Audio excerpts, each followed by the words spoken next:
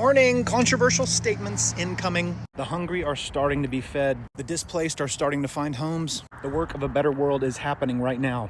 And I'll bet you don't believe me. Well, some of you might, but bear with me. I interview people on my podcast who are changing the world for the better.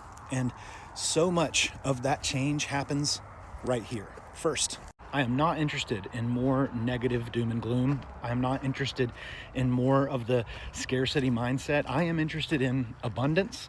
I'm interested in positivity. I'm interested in solutions and mobilization. And when you start looking for it, you start seeing it. So I'd like you to start looking for it.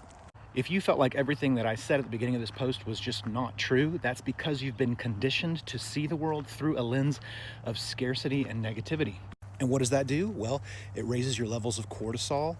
It changes the way that you project outward into the world around us. It changes the kind of reality that you manifest into the world. When you're afraid, you're easier to control. And when you're negative and living in a headspace like that, you become sicker and you become easier for things to be extracted from you like a fucking farm animal. This negativity is not serving you, it's not serving us, and it's actually turning us into livestock that are being controlled, manipulated, and extracted from.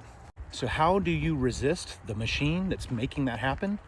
You do it right here. You get positive. You start looking for the good things that are happening in the world.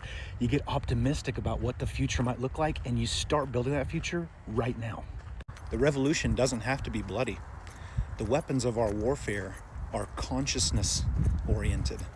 So tune in. And I don't mean to the news. As a matter of fact, you might want to stop tuning into the news, because that's what's programming you in the opposite direction. Tune into your heart. Tune into local communities of people who give, who love one another. Be the change that you want to see in the world. That's why that quote is so powerful, because the deeper inward that we go individually, the farther upward that we go collectively.